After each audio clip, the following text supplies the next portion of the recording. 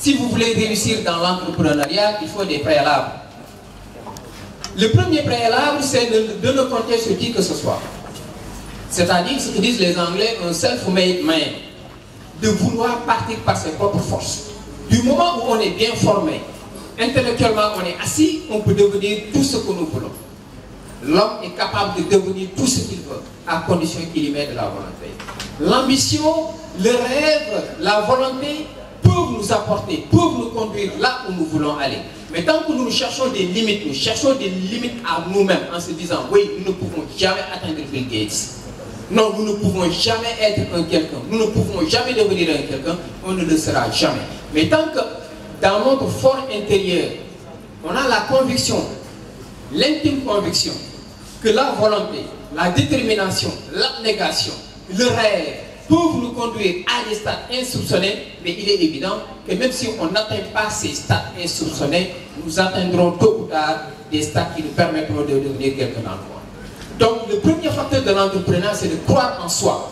C'est de faire comme Abdallah Ikofi, le sac à café. C'est de croire en soi, en ses potentialités. C'est d'être un créateur. Et Cheikh Anta Diop le disait, chaque Africain est un créateur potentiel. Nous tous, nous sommes porteurs de projets. Mais souvent, vous voyez des jeunes qui vous rencontrent, oui, monsieur, nous avons un GIE, nous avons un groupement, nous avons des projets, etc. Mais nous voulons l'accompagnement des autorités. Tant que vous réfléchissez comme ça, vous n'allez pas mettre une part. Tant que vous pensez que votre salut se trouve entre les mains des autorités, tant que vous pensez que vous avez toujours besoin de quelqu'un qui vous tire, tant que vous pensez que comme... D'ailleurs, ça c'est culturel, quand les enfants essaient de marcher au Sénégal, on dit, non, il y a plein de fait quand ils essayent de marcher, d'aller sur l'étage, on dit, donc on a toujours cette culture que sans les autres, on ne peut pas partir. Il faut qu'on se débarrasse de ça. Il faut qu'on se débarrasse de cette mentalité. Il faut qu'on se dise, moi je construis ma vie par moi-même. Et je suis capable de le faire. Et rien ne peut m'empêcher de le faire.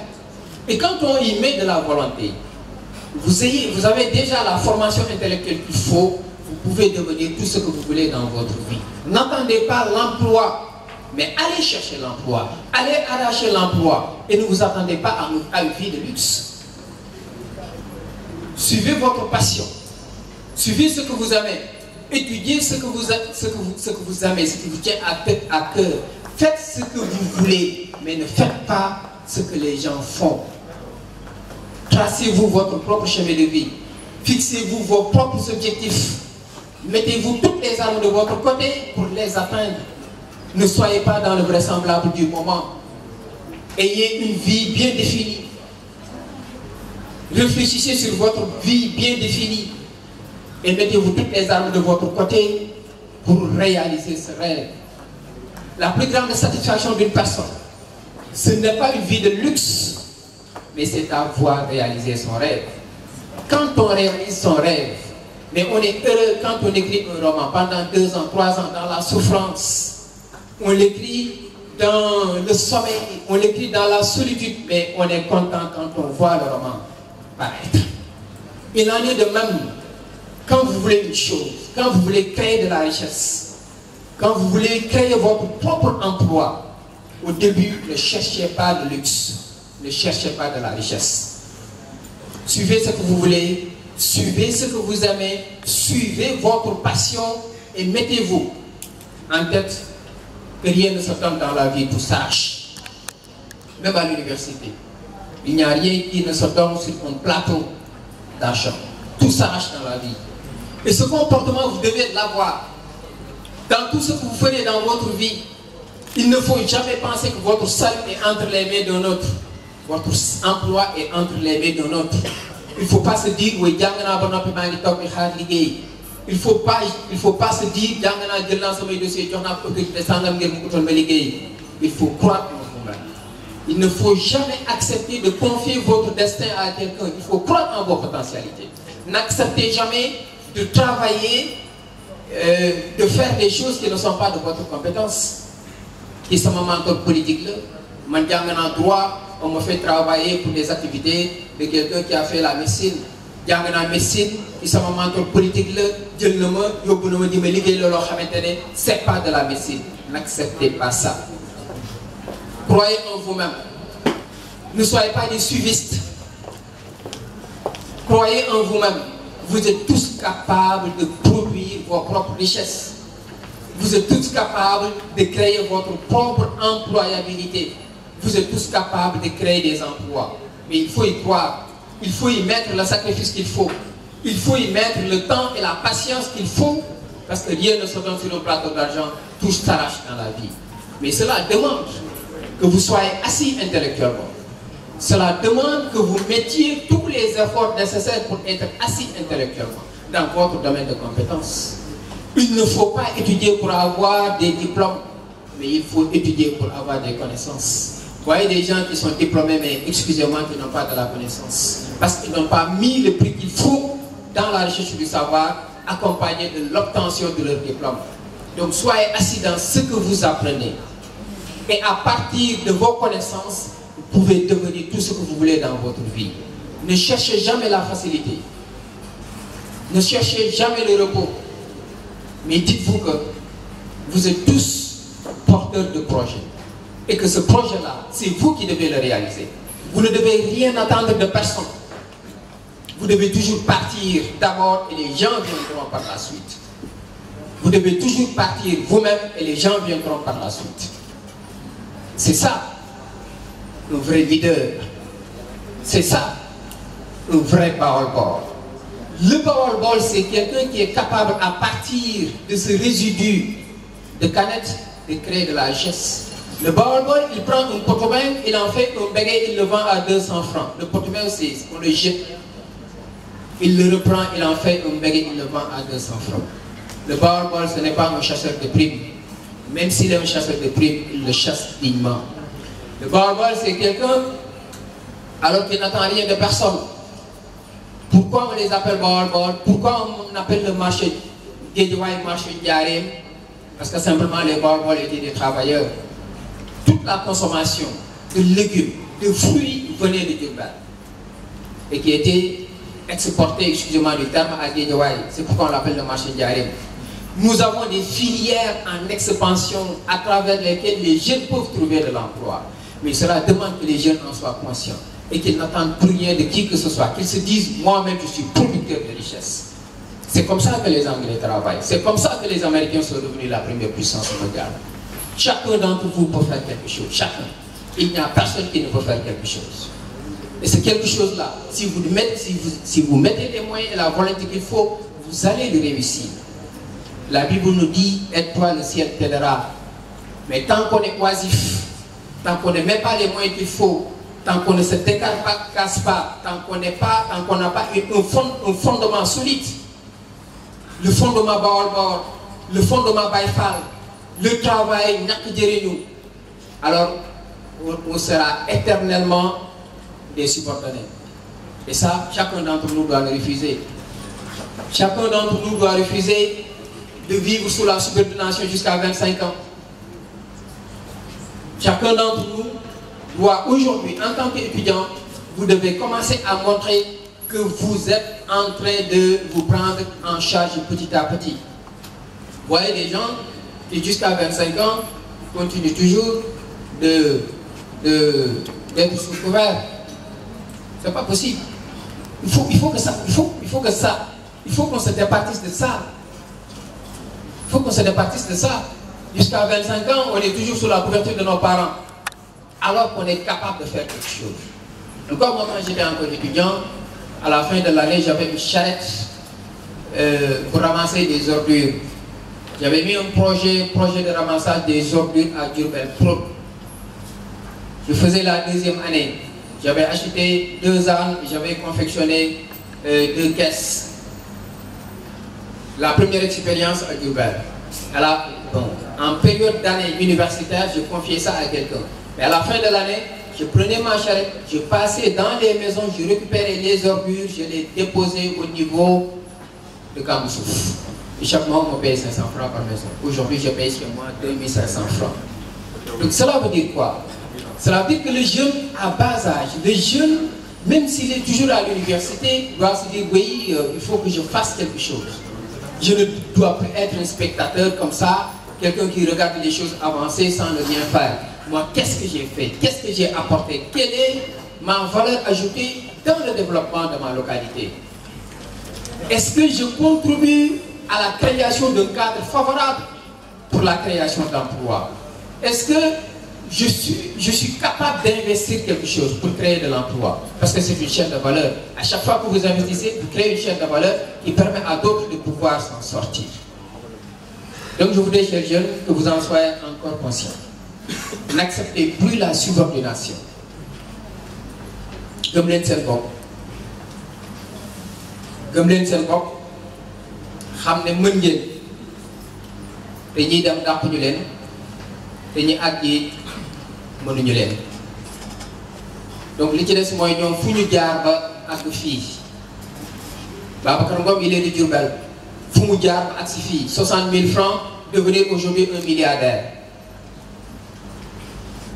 Vous en êtes capable. Il ne faut pas sous-estimer les métiers, la créativité. Vous voyez des domaines qui ne sont pas encore explorés. Mais vous l'explorez et puis il ne faut pas attendre. L'emploi, on n'attend pas l'emploi, on va l'arracher. Tout le monde ne peut pas être dans un bureau. Ce n'est pas possible. Tout le monde ne peut pas être dans un bureau. Ce n'est pas possible. Il faut diversifier nos chances. Il est vrai que nous sommes dans un pays en voie de développement. L'emploi est la chose la plus difficile dans le pays. Ça c'est vrai, tout le monde le sait. Trouver un emploi c'est difficile. Aujourd'hui dans le pays, il y a des docteurs qui chôment. Il y a des docteurs qui sont des contractuels dans leurs hôpitaux. Il y a des sages-femmes qui chôment. Il y a des infirmiers qui chôment. Il y a des enseignants qui chôment. Ils sont nombreux dans plusieurs domaines qui chôment. Mais, pourquoi nous acceptons de chômer? Parce que nous n'avons pas intériorisé que nous sommes nous-mêmes producteurs d'emploi. Nous sommes nous-mêmes producteurs d'emploi. Et c'est la raison pour laquelle j'insiste beaucoup sur votre prise de conscience, sur vos capacités innées que vous pouvez valoriser. Il ne faut jamais rien entendre de personne. Si vous entendez un appel d'offres, souscrivez à cet appel d'offres. Mais ne restez jamais avec vos diplômes et se dire oui, j'attends qu'on m'emploie. C'est une perte de temps énorme. Chaque jour, c'est des millions, chaque jour, c'est des milliards, chaque jour, c'est de l'argent que vous pouvez avoir de manière décente. Et dans ce monde actuel, si nous continuons à vivre dans la subordination, finalement, nous perdons toutes nos valeurs. Parce que dañuy wax ne balaa ngay gore da ngay góor ci lenn. Si nous n'avons pas de quoi prendre en charge nos propres préoccupations, mais nous risquons de perdre toute notre dignité. Parce que simplement, alors il y a quelqu'un qui nous prend en charge et nous sommes obligés alors de renier nos valeurs, nos traditions, de renier nos convictions, de se dédier pour faire plaisir à quelqu'un, pour faire plaisir à une personne, parce que nous sommes incapables de créer par nous-mêmes notre propre employabilité. Donc croyez en vous-même. C'est possible. Les Anglais le disent, yes we can. Il ne faut jamais penser que c'est impossible. Vous êtes tous des milliardaires potentiels. Vous êtes tous des créateurs d'entreprises. Vous êtes tous des employeurs potentiels. Et le champ, il est là. Le champ, il est là. Il est à votre portée, vous êtes encore jeune. Il y a un dicton qui dit, si vieillesse pouvait, si jeunesse savait. Mais si on était encore à votre âge, mais ça va être autre chose. Vous en avez la capacité. Que personne ne vous fasse croire alors que vous êtes incapable. Que personne ne vous fasse croire que vous devez vivre dans la subordination. Détachez-vous des chaînes de la subordination. Éclatez les quatre murs qui vous empêchent de voir l'avenir avec optimisme. Soyez vous-même, avec tout ce que cela inclut comme valeur et responsabilité. Soyez vous-même, avec tout ce que cela inclut comme valeur et responsabilité. Vous en avez la capacité. Vous en avez l'âge. Vous en avez la fraîcheur. Soyez imaginatif. Soyez audacieux. Soyez responsable. Et si vous avez ces qualités, vous pouvez tout réussir dans la vie. Ne confiez jamais votre avenir à qui que ce soit, mais confiez-le à vous-même. Confiez-le à vous-même. Croyez en vos potentialités. Et si vous le faites, alors non seulement vous aurez réussi à s'insérer dans le tissu de l'emploi, mais vous serez des employeurs.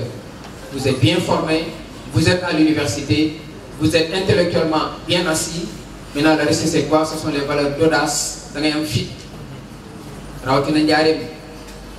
vous voulez un fit, vous avez parce que demuñu bëgguñu ko dem suufu garab yi sedd na lool fa la ñuy toog boo jógee dinañ wax lépp ba nga ñëw fekk si leen ci suufu garab yi bul ko nangu bul toog ci suufu garabu njaareem boo ko defee dañ lay dimbale mais doo dimbale kenn boo amul fit njaareem doo investir njaareem boo fa amul fulla ak fayda dinañ la décourager ndax boo amee projet da nga koy wax kenn mu ni la yii booy loolu mënul nekk non yow xam nga li ko wax est-ce que c'est des gens qui ne sont pas ambitieux. Il faut être ambitieux. Bon, full ak fayda dinañ la décourager génn ci dara. Et puis njaareem waa bool excusez-moi de le dire ñoom du ñu ñëw ci début fin ba rek na sotti rek ñuy soog a ñëw la plupart des gens. Jamais ils ne combattent. Ils s'attendent les résultats pour venir se glorifier. Ouais. Alors que quand c'était difficile, woo nga leen ne leen gars yi ñoo leen ñu dem on va mettre ça en place. Ils disent non boy c'est pas possible. Ah ça nañ toog. Mais quand ça devient une réalité, ils viennent ils disent oui ça affaire bi. Il ne faut pas être comme ça. C'est-à-dire des opportunistes. Il ne faut pas être ça. Gëm leen seen bopp gëm leen ne sans yéen njaareem mënul dem te ku ci nekk ci yéen il a une dette morale à l'égard de sa ville natale. Chacun d'entre vous li mu xam li mu jàng ak li mu mën na ko delloosiwaat njaareem. Et il peut le faire à commencer par son quartier. Il peut le faire à travers sa ville. Organisez-vous en GIE, organisez-vous en association selon vos compétences. Amenez un projet lourd, mettez ça en branle et ne rien attendre de qui que ce soit. Je sais que si vous le faites, avec tout ce que Ndiarème comporte comme ressources, comme faveur divine, avec les 15 ans que Cheikh Ahmadou Bamba a fait à Diourbel, si vous avez ce sentiment de vouloir, cette volonté de réussir, si vous avez cette ambition, si vous avez cette capacité, si vous avez cette vision, j'en suis sûr et certain que vous allez réussir. Parce que moi, j'en suis la preuve évidente. Quand je commençais une école privée à Diourbel, il n'y en avait qu'une. Mais les gens disaient, oui, c'est pas possible. Et c'est possible, les gens l'ont fait, et d'autres l'ont fait, et d'autres l'ont fait, et d'autres l'ont fait, et puis ça marche. Ne vous dites jamais que vous connaissez Ndiarème du Diallo. Faites-le. Investissez à Diourbel. Investissez à Diourbel. Vous allez vous rendre compte que c'est ça le chemin le plus court pour arracher son indépendance intellectuelle. Tant que vous confiez votre avenir à quelqu'un sans vos compétences. Moi je suis d'accord qu'on confie son avenir à quelqu'un avec les compétences. Mais si vous confiez votre avenir à quelqu'un sans les compétences, mais vous perdez automatiquement votre indépendance de pensée. Et si l'homme perd son indépendance de pensée, il n'est plus digne d'être un intellectuel. Donc, préservez votre indépendance intellectuelle. Prenez des exemples. Il y a comme Masla, c'est la distribution, qui fait de bonnes choses à Diourbel. Cheikh Oudia, Malick Seck, etc. Ils sont nombreux, donc ils ne sont pas plus intelligents que vous. Faites comme eux, investissez à Diourbel, créez de l'emploi et vos affaires vont effectivement marcher. Donc je vais m'en arrêter là. S'il y a des questions ou des interventions, nous sommes prêts à échanger et je vous remercie de votre attention. Comment puis dans ce pays-là, regorger tous les milliards dans ce pays et s'envoler avec ça. Ça doit cesser. Et l'État doit mettre les points sous les yeux. Merci. Quand on était allé à Ziguinchor pour faire voyage d'édite, c'est là où j'ai dit que vraiment, moi je dormais. C'est comme vous les gens de Bambey. C'est-à-dire que vous avez tendance à avoir peur. C'est pas question je vais échouer ou quoi que ce soit. Si je fais ça, on va me tuer. Il y a des sorciers qui sont là. Si je sors, voilà, on va me tuer. Donc je suis obligé d'aller investir quelque part ou bien de traîner comme ça. C'est pas ça la vie. Si vous voyez quelque chose qui ne vous arrange pas à investir ici, laissez aller faire quelque chose. Surtout les nouveaux entrants. Surtout les nouveaux entrants. Les messieurs, les voilà, j'ai mon bac, je vais aller à l'université, je fais la grande dame, le playboy, pour juste être avec les gens. Vous perdez votre temps. Sous vos applaudissements, messieurs, dames, sous vos applaudissements. Merci beaucoup, monsieur Diédiou. Moi, je vous conseille d'aller faire une formation, donc tu sais qu'à la sortie, vous allez avoir quelque chose. Tout simplement, c'est sur invitation du professeur Pape Sey qui me demande de venir vous parler de mon projet et de mon histoire.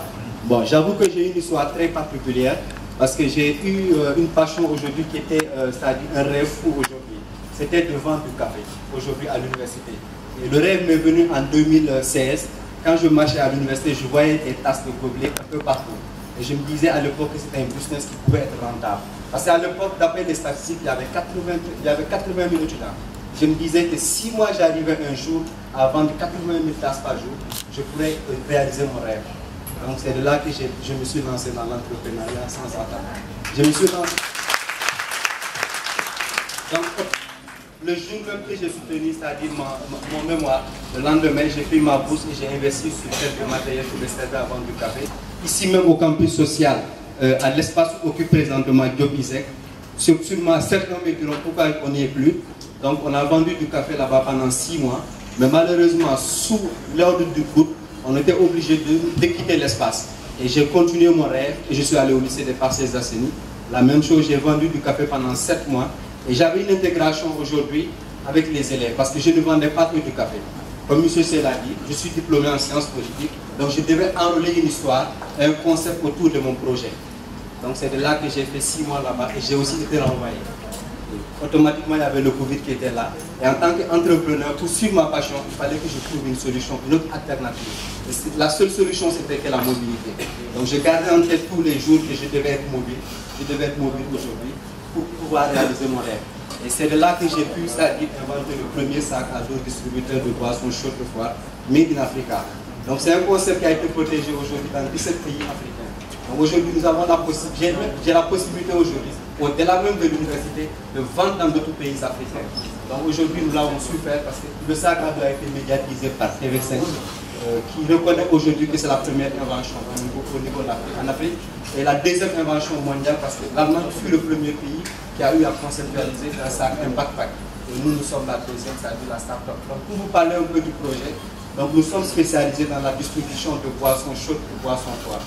Pourquoi boissons froides? Parce qu'aujourd'hui c'est un backpack qui peut prendre tout ce qui est chaud et tout ce qui est froid. Maintenant la particularité du projet, qu'est-ce qui fait la différence aujourd'hui entre Abala Diop, un vendeur de café, et le vendeur lambda de café qui est dans la rue? Nous, on est des étudiants, nous sommes diplômés. Donc aujourd'hui, nous pouvons conceptualiser quelque chose aujourd'hui, enrôler cela dans notre business. Donc c'est là que nous avons voulu dire qu'aujourd'hui, notre business aujourd'hui aura un impact environnemental. Pourquoi nous avons dit que nous aurons un impact environnemental?